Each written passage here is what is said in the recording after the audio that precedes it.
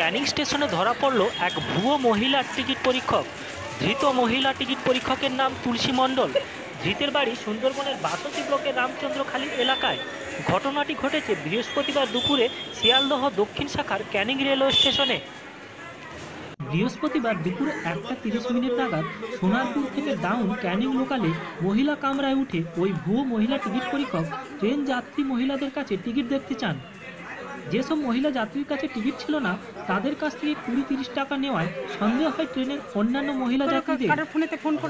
তারাই ট্রেনটি ক্যানিং স্টেশনে ঢুকলে সন্দেহভাজন ওই মহিলাকে ধরে আরপিএফ এর হাতে তুলে দেন। সেখানে পুলিশি জেরার মুখে নিজের কৃতকর্মের কথা স্বীকার করেন অভিযুক্ত ওই মহিলা।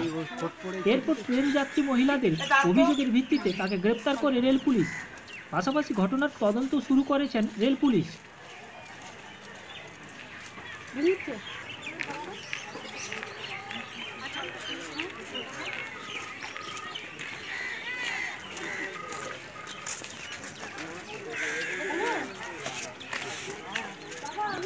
কি হয়েছে? দেখছি যে একটা মেয়েকে ধরেছে চেকার বলে, পুলিশে পয়সা তুলছিল ট্রেনের মধ্যে।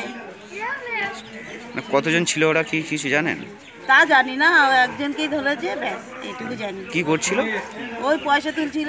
আচ্ছা, টিটি ভেবে? হ্যাঁ, টিটি ভেবে পয়সা তুলছিল মেয়েটা। কোন ট্রেনে? ক্যানিং ট্রেনে। কি নাম আপনার? আমার নাম তুমি বাথরুমে যাও, তা বাথরুমে গেল, আমি বাথরুমের দরজা, তখন বললো কি যে তুমি কোথায় যাবে? আমি যে আমি ক্যানিংয়ে যাবো, তোমার জানার দরকার নেই, তুমি যাও। তখন আমার মানে অ্যাভয়েড করে করে চলছে, আরও আমার তখন সন্দেহটা বেড়ে গেছে। তখন আমি কি করেছি, তখন আমি সঙ্গে সঙ্গে তখন আমি বলেছি জিআরপির ওখানে তুমি চলো। ও তখন সেই ভয়েতে বলে না আমি জিআরপির ওখানে যাবো না, তুমি যাও।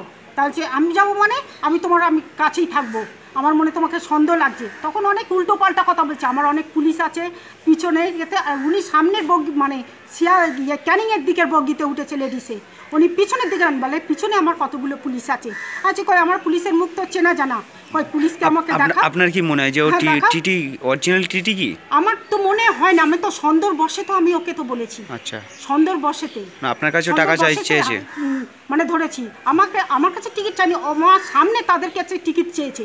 তাদের কাছে যখন বলেছে কি যে টিকিট চেয়েছে, তখন ওরা দিতে পারেনি, তখন পয়সা চেয়েছে, টাকা চেয়েছে। তখন মনে আরও সন্দেহ চেপে গেছে যে ওরকম করে পয়সা ছাড়লেও নিম প্লেট নেই, কিছু নেই, তাহলে কেন ওরকম ওয়ে করলো। তারপরে আমাকে দেখে উনি আমার দেখে অ্যাভয়েড করে চলছে, তখন আমার খুব আরও সন্দেহ হয়ে গেল। তারপরে তো আমাকে জিজ্ঞাসা করছে তুমি কোথায় নামবে? আমি ক্যানিং নামবো। তারপরে আমার পিছনে আরও 3টে পুলিশ আছে। আমি বলছি পুলিশ আছে, কই দেখবো। তা বলছে ঠিক আছে। তারপরে বলে কী করলো, বাথরুমে গেল। তা বলছে কি যে বাথরুমে আমি এখানে দাঁড়াচ্ছি, বলে না তুমি এখানে দাঁড়াবে কেন, তুমি চলে যাও না, তোমার কোথায় কাজ থাকে তুমি চলে যাও। আরও আমার মনে সন্দেহ লাগে, যদিও টিটি হয় আমার সঙ্গে বন্ধুত্ব করবে, আমি তো সেরকমের না, আমি তো ভালোই কথা বলছি, তাহলে আমার সঙ্গে বন্ধুত্ব করবে সেটাও না।